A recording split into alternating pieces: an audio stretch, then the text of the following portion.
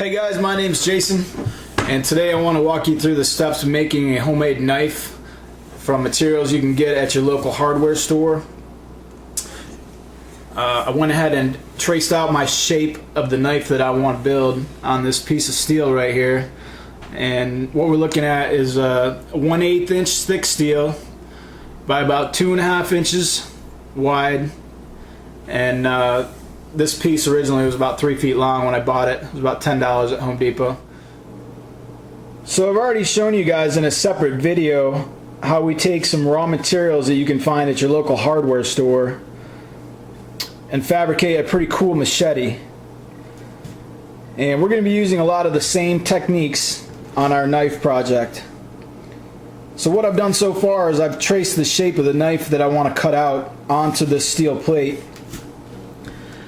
And we're going to use a couple different techniques, a grinder and some hole saws, to get those shapes trimmed out of this piece of plate steel. I know y'all didn't want to wait until the end of the video to see how it turned out, so here it is. Just stay tuned to watch and see how we made it. So the main tools that I'm going to be using for this project is a 4-inch angle grinder with a metal cutting disc, a pretty heavy duty vise, an assortment of files, and you can see a hole saw. And one of the last things we'll be using is the sharpening stone. So pretty basic stuff.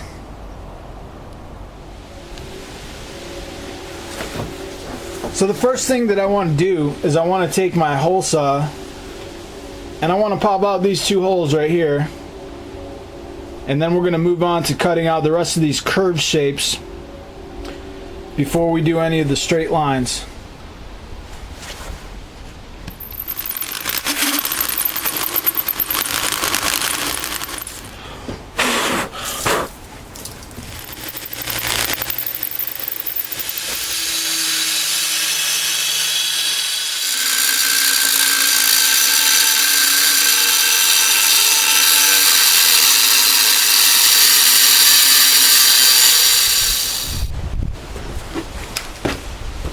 So I'm just going to go ahead and I'm going to just roughly chop off this piece of steel here so I can get in there with the grinder and kind of fine tune that radius.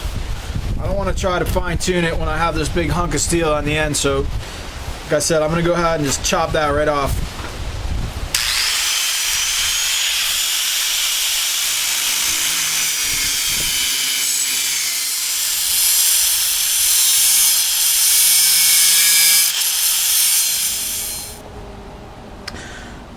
So you can see we've worked a grinder around this radius here until we've achieved pretty uniform thickness going around the edge, and you know, it follows the contour of the round shape there pretty well. So I'm going to fine tune it, but just, you know, remember when you're doing this, you want to take, you know, extreme care and go nice and slow to make sure that it comes out right, because you know, this is one of the focal points of the knife, is going to be these two round shapes here, and you want to make sure that they look good. Okay, so here we are at this point, and what we have here is just our rough shape carved out of that metal. I just shined it up to make it look nice. There's no edge on it right now at all. What I'm going to do is we're just going to take it and put it in the forge real quick, get it red hot, and quench it. And I just find that that makes it a whole lot easier to put the final edge on there. So I'm not even going to put a rough sharpness into this before we put it into the forge.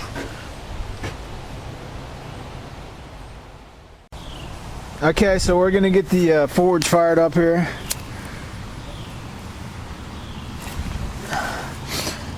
Little mini forge that I built.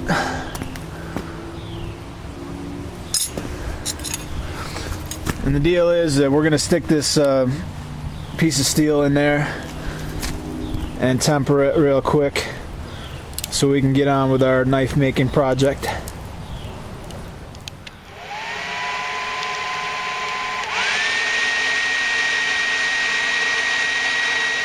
Okay, so the forge is looking like it's about ready. I'm going to go ahead and put the knife blade in there.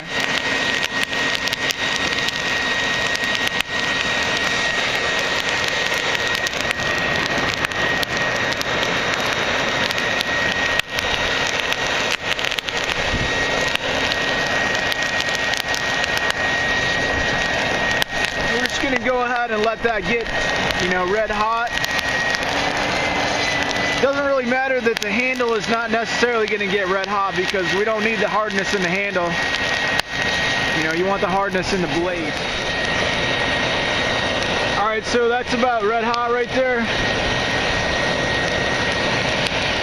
I'm going to take it out. Still pretty red hot. And we're going to quench it in the oil bath.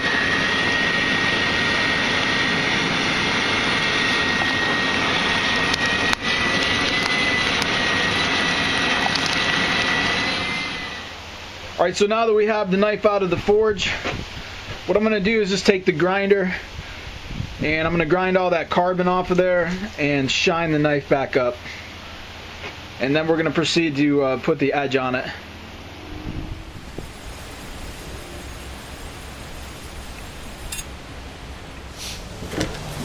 Okay, so using the grinder, we're going to start putting our edge on here. And I got this piece of scrap metal just clamped down on here to make it so I can't go any further back with the grinder. And that's going to give us just a nice clean edge where our blade is going to start. And the sharpness is going to start and extend toward the tip. Okay, so I've been working on this one side here with the grinder, and you can see that is starting to get pretty sharp right there. I'm going to flip it over and do the same thing on the other side. And then we're probably going to get the mill file out just to clean up these lines a little bit. Do the rough sharpening with the grinder, and then the file is what you're going to use to do your final touches. And then you're going to work your way on down to the sharpening stone. Alright, so now I'm going to take the mill file and I'm just going to continue refining that blade until it gets down to being razor sharp. So from the grinder to the mill file, and then the next step is going to be to use the sharpening stone.